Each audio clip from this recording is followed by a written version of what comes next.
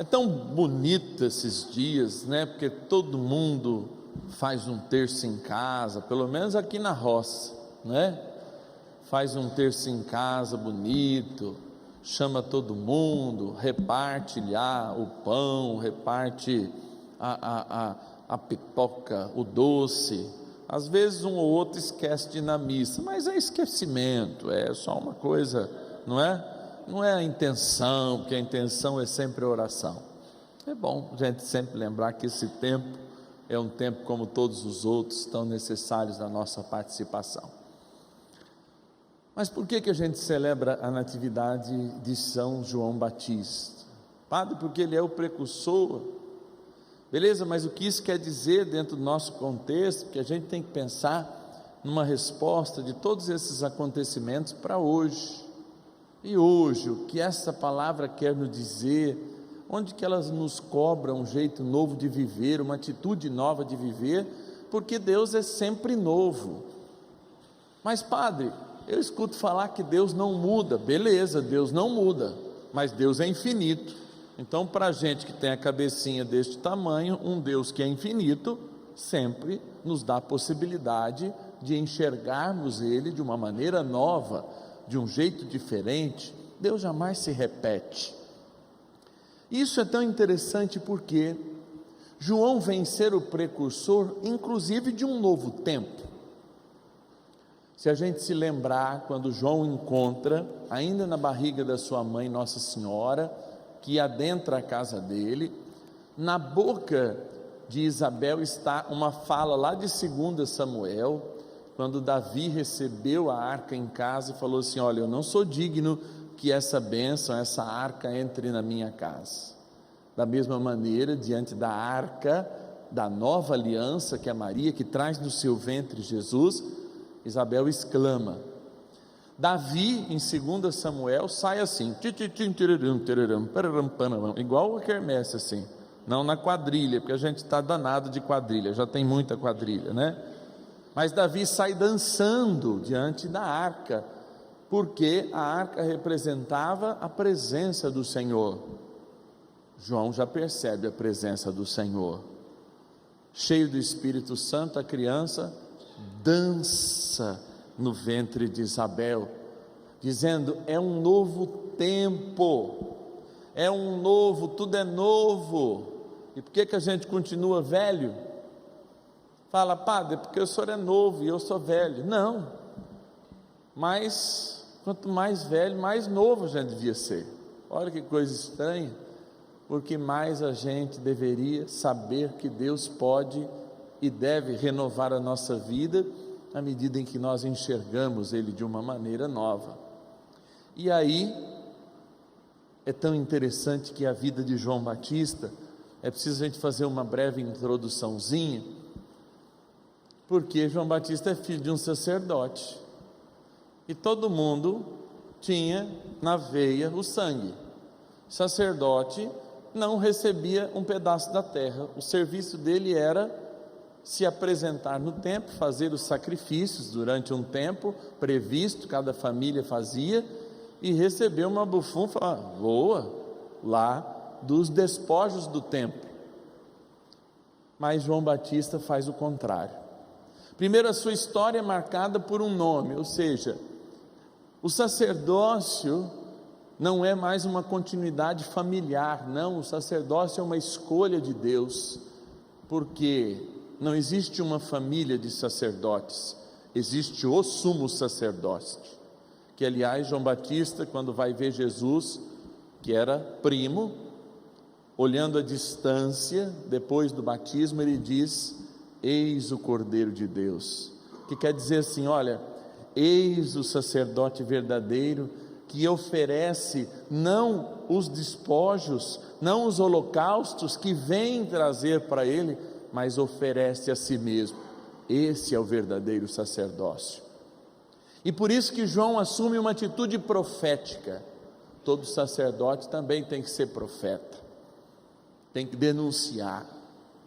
E a sua caminhada é uma caminhada de mostrar o verbo, e inclusive a sua emblemática morte, porque João Num certo momento ele diz: olha, mostrando, eis o Cordeiro de Deus, eu não sou digno nem de amarrar as sandálias dele. Ou seja, quem não era digno nem de amarrar as sandálias, nem para servo servia, era menos que isso, estava debaixo das sandálias. Então João vem na sua humildade quebrar com toda a tradição de Israel, mas não perdendo o sentido. A gente não quebra, e ele não quebra perdendo o sentido, mas ele quebra a tradição de Israel, como abrindo a tradição de Israel para tudo aquilo que de fato ela deveria ser, e de fato ela deveria enxergar.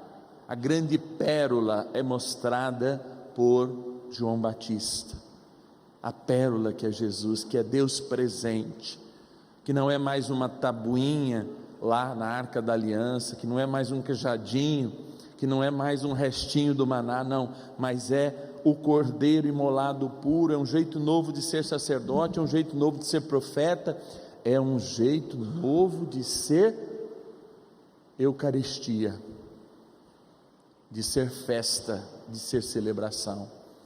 E essa é a grande beleza que nós celebramos hoje. Claro, nós celebramos há 2000 anos, e celebramos com o sentido de nos perguntar hoje: como anda o nosso testemunho cristão?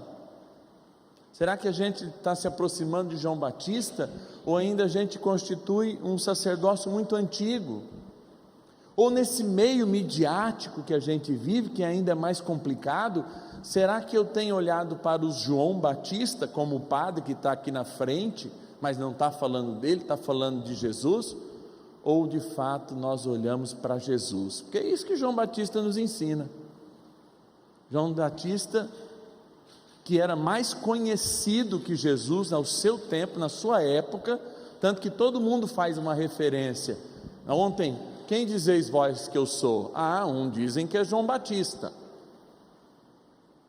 Ou seja, João Batista era mais famoso do que Jesus, tinha mais seguidores na internet, lá no Facebook dele bombava, tinha um monte de hashtag, batismo de João Batista, tinha tudo isso, mas a função dele não era elogiá-lo, não era o carisma dele, mas era o carisma daquele que ele apontava. Então nós temos duas dimensões. Nós padres, a gente que está à frente, muitas vezes não podemos cair nessa tentação, porque tem uma hora que Deus corta a nossa cabeça, se assim for necessário, para que o verbo apareça.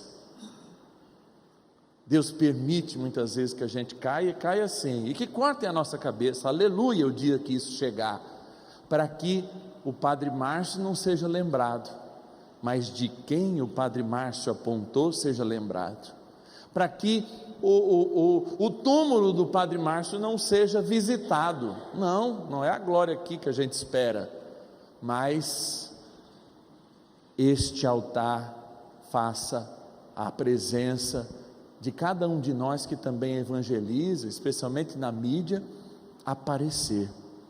É o Senhor que tem que aparecer, porque eu e ninguém temos a dignidade nem de desamarrar os pés daquele quem a gente fala para vocês, sigam-no. Por isso então a gente tem duas tentações. Se eu falei de nós padres, midiáconos, de quem canta, do Paulinho, da gente que está aqui na frente, e um dia nossa cabeça vai ser cortada, nem que seja pela idade, para aparecer aquele que nós falamos, é importante aí em casa vocês também não se iludirem conosco, e jamais se esquecerem de o que a gente apresenta é aquele que nos salvou, é aquele que nos amou, é aquele que nos tirou das trevas da morte, é aquele que poupou inúmeras vezes as nossas vidas, para que nós fôssemos meramente um sinal dele na tua vida. Então reze para que Deus corte a minha cabeça no momento oportuno, que eu seja degolado, para que ele apareça se for necessário.